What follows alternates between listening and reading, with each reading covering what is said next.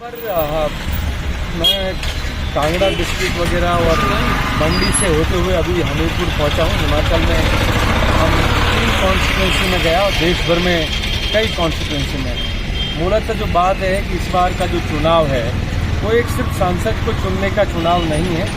इस बार का चुनाव भारत के लोकतंत्र को बचाने का, भारत के संविधान को बचाने का और भारत की उन बच्चियों की आवाज़ बनना, जो मणिपुर की बच्ची हो या हाथरस या उन्नाव की बच्ची हो, जिनके पर दुराचारी लोगों ने बलात्कार किया है, उनको मारा है, पीटा है, उनको मार दिया गया है, उनको जला दिया गया है। ऐसी भी बच्चियां हमारे देश में कई हैं।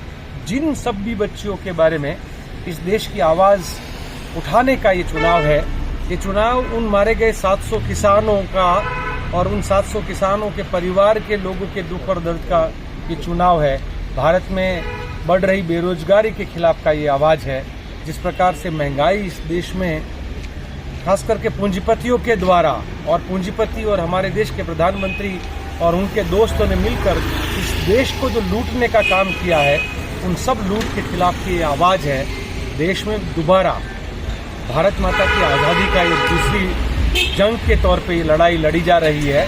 और राहुल जी और खड़गे जी जो लगातार कहते हैं कि पिछले 10 साल में जो अन्याय काल रहा, उस अन्याय काल के खिलाफ फिर से न्याय लाने के लिए इस बार हम लोग इसीलिए न्याय पत्र भी घर घर बांट रहे हैं। ये देश में अधिकारों की और न्याय की लड़ाई को दोबारा जिंदा करने की ये जंग है, ये चुनाव है। मुझे विश्वास है जिस प्रकार से महाराष्ट्र में, कर्नाटक में, बिहार में, यूपी में, राजस्थान में, हरियाणा और दिल्ली में भाजपा पूरी तरह से, पहले हम सोच रहे थे हाफ होगी, अब साफ होने लगी है।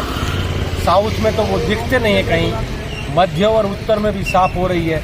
ना वो कश्मीर, जम्मू कश्मीर में लड़ सकते हैं और ना ही वो पंजाब में कहीं दिख रहे हैं।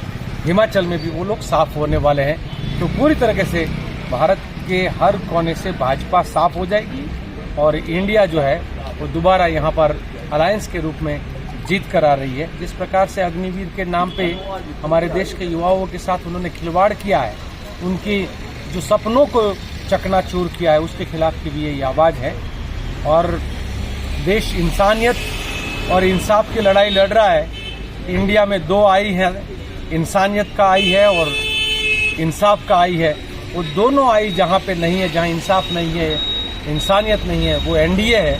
तो उस एनडीए को हटाकर इस बार इंडिया दोबारा अपना यहाँ पर सरकार बनाएगा, ये पूरा विश्वास है। और जिस जगह पे हम खड़े हैं वो अनुराग ठाकुर, जो कुछ समय पहले देश के गद्दारों को गोली मारो वाली भाषा भी बोलता था, अब वो गद्दारी क्या है? देश की इकोनॉमी को तोड़ देना देश के साथ गद्दारी, देश के युवाओं को रोजगार लूट लेना वो देश के साथ गद्दारी है, देश की बच्चियों को बलात्कार करने वाले बलात्कारियों को छोड़ देना वो देश के साथ गद्दारी है, देश के किसानों को पहियों के जो नीचे, गादी के पहियों के नीचे रौंदना और उनको निर्दोष छोड़ देना वो देश के साथ गद्दारी है, देश के लिए मेडल लाने वाली उन महिलाओं के साथ अत्याचार करना और फिर भी उनको जंतर मंतर पे धरने ना देने देना वो देश के साथ गद्दारी है। मैं मानता हूँ ये देश की अर्थतंत्र से लेकर सामाजिक जो हमारा सबका ताना बाना था और देश की संवैधानिक संस्थाओं को खत्म कर देना वो देश के साथ गद्दारी है।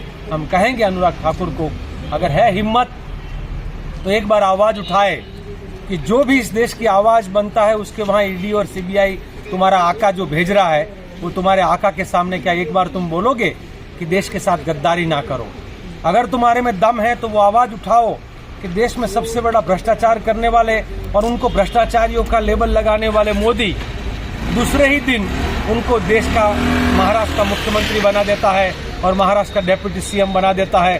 तब तुम तुम्हारे आका के सामने आवाज़ उठाओगे तो मानेंगे तुम्हारे में दम है, वरना तुम भी एक कठपुतली हो और यही कठपुतलियाँ इस देश में से हटेगी।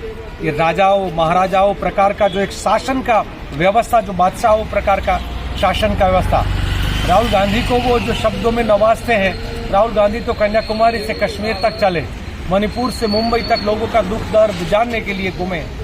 तुम्हारा आका सिर्फ उद्योगपतियों का एक व्यवस्था करने का, एक दलाली करने का काम कर रहा है।